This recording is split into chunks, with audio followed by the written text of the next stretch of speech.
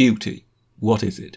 If we were to believe in whatever the latest social justice pamphlet tells us, then everyone is beautiful. We're all beautiful in our own special way, whether we're fat, disabled, deformed. No matter. Beauty resides in all of us.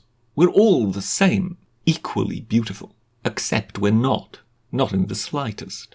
We are not all beautiful. We are not all handsome or comely. These days it seems almost a radical thing to say, but it shouldn't be. It is simply a question of honesty.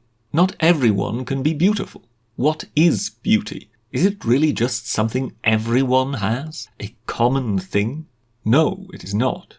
It is divine in its nature, something extremely rare and precious. We see in human beauty what a human can be.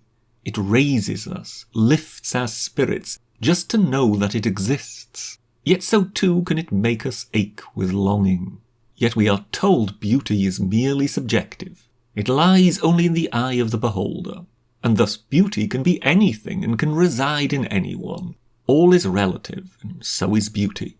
So we are presented with fat models and told to see in them beauty, to see in them the equivalent of what we see in more traditional models, to challenge our preconceptions, our prejudices, to realise that all our ideas of beauty are social constructs to which we have been conditioned to adhere, that we are oppressing those we refuse to recognise as beautiful, that they are discriminated against, treated unfairly. If we do not see some obese black trans model as beautiful, then the shortcoming is ours, and should we insist on our position that this is not so, then at best we are heartless and uncaring of vulnerable people's feelings, and at worst we are ideologically somehow toxic, wedded to cruel, outdated ideas of looks and aesthetics.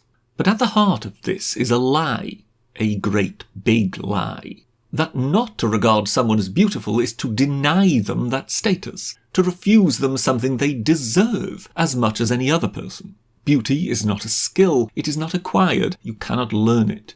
You maybe get an eye for how to emphasise it, you may diet or exercise in order to pursue beauty to some degree, but you cannot attain it outright. It is given, granted by whatever god you may believe in or not.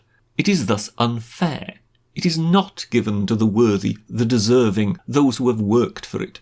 Beauty is not earned. It is not shared out equally for fairness' sake. It may be granted to complete wastrels, or to nasty people, or to those whose brains consist of cotton wool.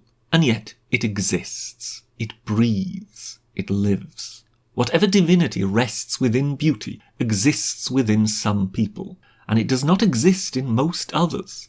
Beauty is special. It is rare. It is magical. Nothing quite intoxicates as does the sight of beauty, because as we gaze upon it, we know that we behold something extraordinary, not ordinary, extraordinary. We cannot explain beauty. Maybe that's why it is so tempting for those activist types to seek to bamboozle us with concepts of equity and body positivity, because it is nigh on impossible to define. You cannot create exact parameters of beauty. In fact, those who seek to define it and talk of symmetry, proportion, form, skin tone, and so on, usually just lose themselves in some verbiage which becomes increasingly meaningless the more that is said. We know it when we see it, because we sense it, we feel it. Strangely, we recognise it. Beauty just is.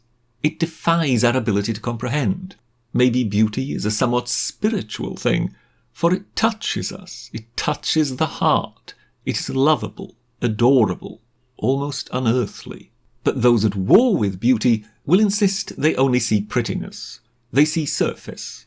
But most of all they see the fleeting advantage held by one individual over others. And so they think they can co-opt it for their own purposes, by democratising it, by declaring us all beautiful, all equally extraordinary. But they understand nothing, neither of beauty nor of the human condition. To recognise beauty is founded in honesty, in an honest appraisal of the world as it is, not as you would like it to be. You do not get to choose whom you find beautiful. Your friends are not more beautiful than strangers because you happen to like them more. You cannot will beauty into being, not with goodwill, not with morality, not with love. It is independent of us. It does not obey us. There are no societal rules to beauty. You cannot govern it with laws. Often I feel those who refuse to embrace beauty are those who are desperately jealous of it. They refuse to be touched by it because they sense its power and demand such for themselves. But no force on earth can concede to such a demand, for no earthly power can make you beautiful. And so in their bitterness they create ever more towering academic constructs trying to explain it away, insisting it is nothing extraordinary because we are all beautiful anyhow. Everything is relative. Everything depends on perspective, on lived experience. Yet they may talk all they like. The power of beauty cannot be undone, no matter how vehemently one may insist on some hypothetical concept of fairness. Beauty is a respite, a glimpse of the divine in a mundane world. It is not democratic, it is not fair. We do not each get an equal share. In that sense, it is not for all of us, but we get to behold it. We get to admire it. We get to treasure it.